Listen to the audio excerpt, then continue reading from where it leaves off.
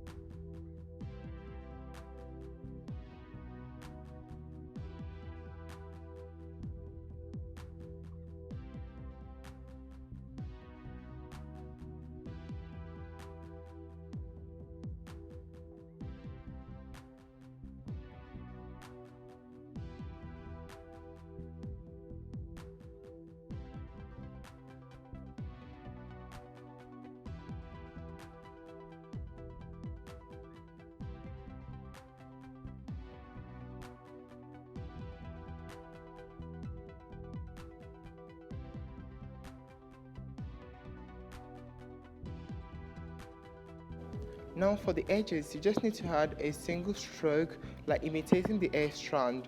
Do not draw a straight line. That would not give the illusion that it's a hair. Just add a straight line, just stroke it along. Do not be bothered about if the lines are connected or not, because afterwards you're going to connect the lines together. Just draw the straight line, imitating the hair strands. Then do the same thing on the other side of the hair.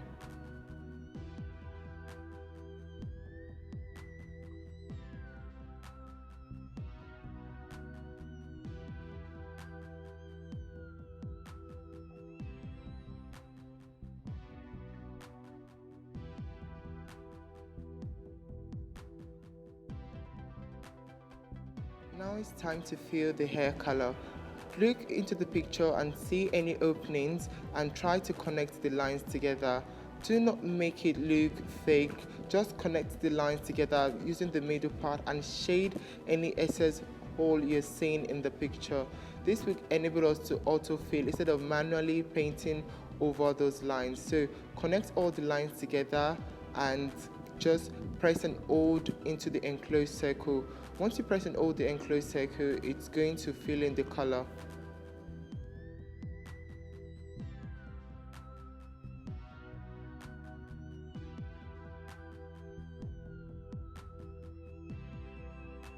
Now reduce the brush size so you can add a little bit of strand to the part that looks weird, so it doesn't just look like a painting or a coloring on an image. Just reduce the brush size to very little but not so tiny to add the strand. Now add a new layer on top of the hair layer. This will enable us to add a shade to the hair.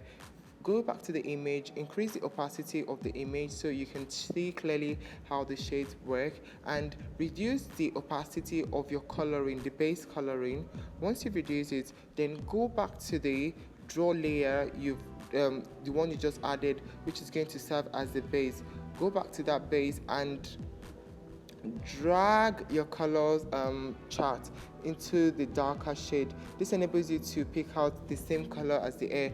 Now reduce the opacity of the darker shade and still using the same basic taper brush size. You start adding strokes of darker shades. Do not shade over the hair, just the same pattern I'm doing in the picture, just a stroke of strand on the new layer you added, not on the base layer of the color. So just add a stroke of shade with a reduced opacity from the color. As you can see, keep adding the shade of strand. Do not do it excessively, just little stroke, then later you come back to check how far you've gone.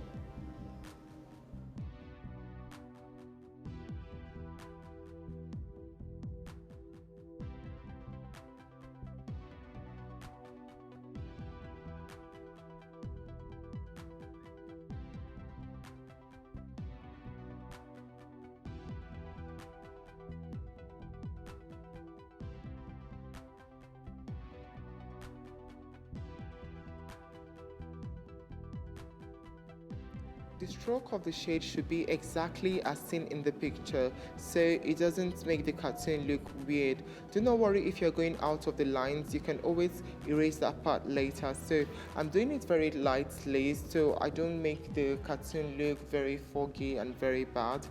But once you're done, you can always go back to check how far you've gone. So keep adding the shade so it gives it a better depth and better explanation. Now I'm going to increase the base color so I can see how far I've gone.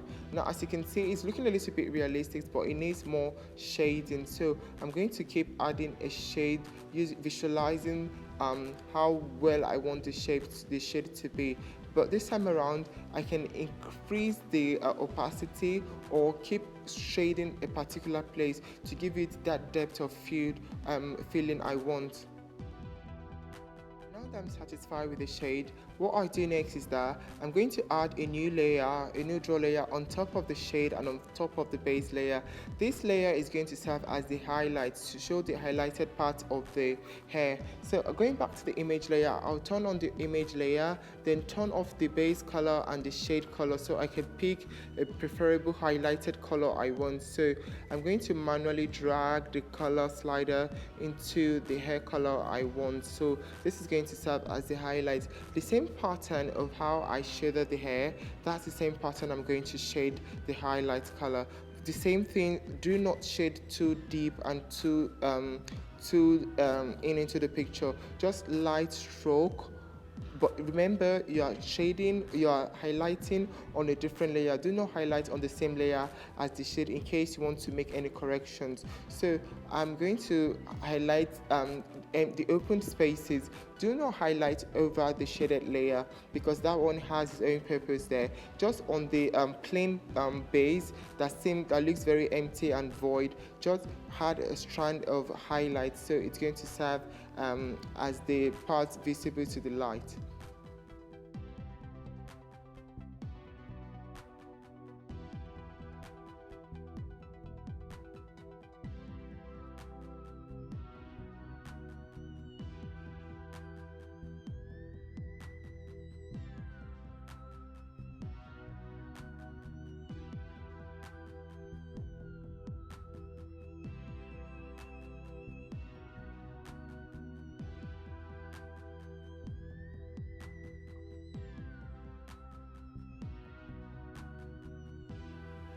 Giving it more depth, I'm going to highlight a particular region so it feels fuller and makes the hair look well volumed. So I'm going to add more highlight color to a particular line, not all over the picture. So as you can see over the edge of the hair, I'm adding a lot of highlights so it seems fuller, so you know how full the hair is.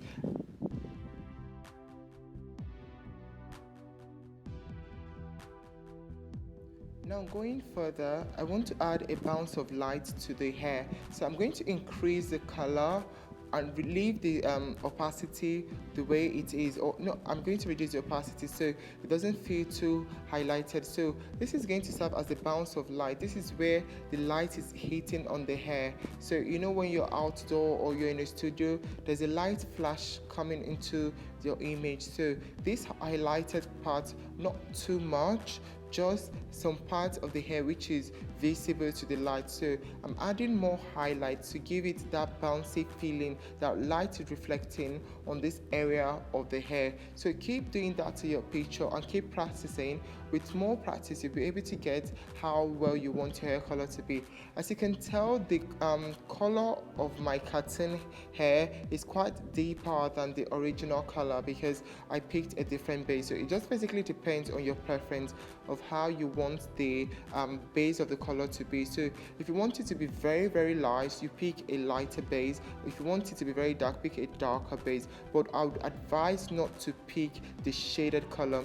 Now, as you can see what I'm doing, I added a new layer above every of the layer I've done, and I picked a medium color, not the highlighted color, to add hair strands to the outer part of the hair, so it doesn't just feel like a straight line. So the outer part of the hair, I'm adding like hair strands to make it feel realistic. So don't forget to subscribe to my channel and comment down below on the tutorials you don't understand. I'll be posting more tutorials daily and often, so be sure to subscribe and turn on the bell notification so you get notified anytime I upload a new video. Thank you all for watching and thank you all for the support.